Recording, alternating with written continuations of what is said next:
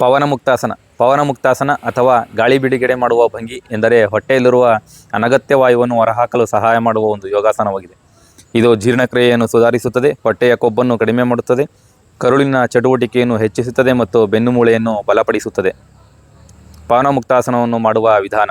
ಪವನಮುಕ್ತಾಸನವನ್ನು ನಾವು ಶವಾಸನದಿಂದ ಮಾಡ್ತೀವಿ. ಪವನಮುಕ್ತಾಸನ ಮಾಡಬೇಕಾದ್ರೆ ಮೊದಲು ನಾವು ಈ ರೀತಿ ಎರಡೂ ಕಾಲುಗಳನ್ನು ಮಡಚಿ ಈ ರೀತಿ ನಮ್ಮ ಎದೆಯ ಭಾಗಕ್ಕೆ ತಂದು ನಮ್ಮ ಎರಡೂ ಕೈಗಳಿಂದ ಆ ಕಾಲುಗಳನ್ನು ಬಂಧಿಸಿ ಈ ರೀತಿ ಇಟ್ಕೋಬೇಕು. ನಮ್ಮ ಎರಡೂ ಕಾಲುಗಳು ನಮ್ಮ ಎದೆಗೆ ಟಚ್ ಆಗಿರಬೇಕು. ಈ ಸ್ಥಿತಿಯಲ್ಲಿ ಆರಾಮದಾಯಕವಾಗಿ ಉಸಿರಾಟವನ್ನು ನಡೆಸಬೇಕು. ಪವನಮುಕ್ತಾಸನ ಮಾಡುವಾಗ ಮಾಡಬಾರದ ತಪ್ಪುಗಳು: ಶ್ವಾಸವನ್ನು ಹಿಡಿದಿಟ್ಟುಕೊಳ್ಳುವುದು, ಮೇಲ್ಭಾಗವನ್ನು ಮುಟ್ಟಲು ಒತ್ತಡ ಹಾಕುವುದು. ಗರ್ಭಿಣಿಯರು ಅಥವಾ ಹೊಟ್ಟೆಯ ಸಮಸ್ಯೆ ಇರುವವರು ಈ ಆಸನವನ್ನು ಮಾಡಬಾರದು. ಹಠಾತ್ತನೆ ಆಸನದಿಂದ ವಿಮುಕ್ತವಾಗುವುದು, ನಿರಂತರವಾಗಿಯೇ ಒತ್ತಡ ಹಾಕುತ್ತಾ ಇರುವುದು.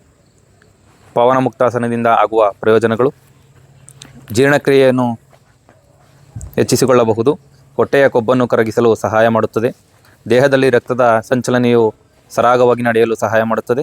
ಬೆನ್ನು ನೋವು ಇರುವವರು ಅದನ್ನು ನಿವಾರಣೆ ಮಾಡಿಕೊಳ್ಳಲು ಈ ಆಸನವನ್ನು ಮಾಡಬಹುದು.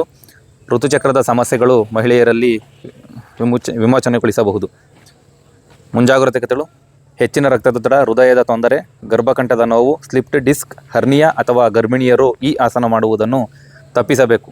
ನಂತರ ನಿಧಾನವಾಗಿ ಉಸಿರಾಟವನ್ನು ಮಾಡುತ್ತಾ ಸ್ಥಿತಿಗೆ ಮರಳುವುದು. ಈ ಆಸನವನ್ನು ಮಾಡುವಾಗ ಮಣಿಪುರ ಮತ್ತು ಸ್ವಾದಿಷ್ಟಾನ ಚಕ್ರಗಳು ಸಕ್ರಿಯಗೊಳ್ಳುತ್ತವೆ.